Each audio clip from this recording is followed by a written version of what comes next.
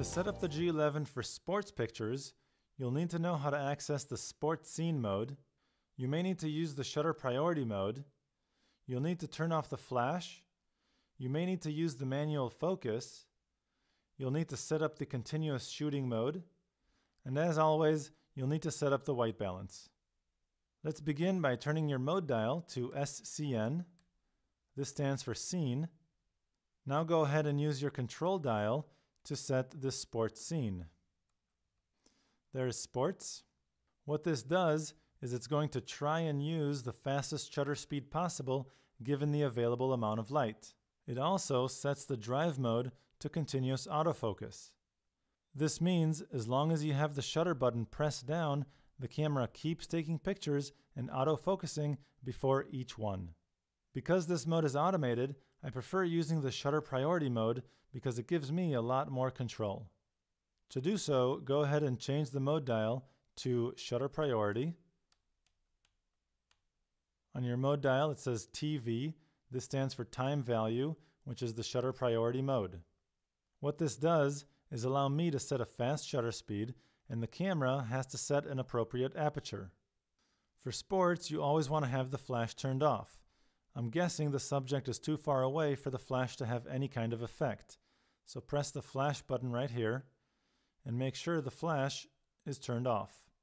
Press set or give it a second to go away. I want my shutter speed set pretty fast to stop the action, so I'll use my control dial to move this up to 1/500th of a second. I'll start with 1/500th of a second and see how the subject turns out. If it's still a little bit blurry, then I'll increase the shutter speed. If you're outdoors in the sun, you should have no problem with a fast shutter speed. However, if you're indoors trying to capture a fast-moving target, then you might need to increase the ISO. The ISO is the large dial underneath the mode dial. If you're in a low-light situation, you may want to increase the ISO. If you're not sure, you can go ahead and use Auto ISO. Now, because you're dealing with a moving target, the camera may have a very difficult time locking a focus point, so you may need to use the manual focus. Go ahead and press the MF button or the up navigation button. The manual focus gauge is displayed, and then you can use the control dial to move this around. In most cases, you'll probably have it set to infinity, depending on how close you are to the action. You'll notice now my control dial is changing the manual focus.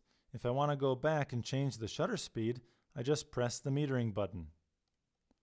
Now I can control the shutter speed.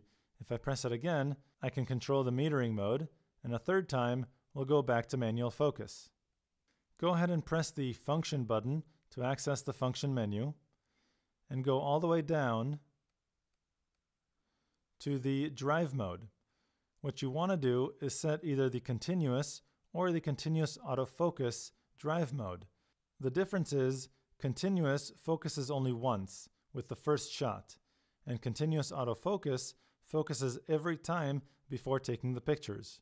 However, if you have your manual focus set, then it really shouldn't matter which one you choose. I'm going to go with continuous because I do have the manual focus set. Press function to escape the function menu. Be careful with the manual focus because it's really only good if the subject is running across the field of view. If your subject is running towards you or away from you, the manual focus probably won't get all those shots in focus, in which case you want to try using the continuous autofocus with the autofocus mode. Finally, you'll need to set the white balance. Press the function button to access the function menu and go up to white balance. If you're outdoors, set this to daylight or cloudy. If you're indoors, set this to tungsten or fluorescent depending on the lighting source used. I'm going to stick to cloudy because I want to warm up the tones a little bit in the image. Go ahead and press set to escape the function menu. And now I'm ready to go. My manual focus is set, my shutter speed is properly set, I'm set to continuous drive mode, my white balance is set to cloudy, and my ISO is set to auto. Go ahead and press the shutter button halfway Let the camera decide what the appropriate aperture should be. You can see mine currently is in orange because I don't have enough light to support a 1/500th shutter speed. In your case, you should be fine, certainly if you're outdoors in the sun. When the subject has entered the frame, go ahead and press the shutter button the rest of the way to start taking the pictures.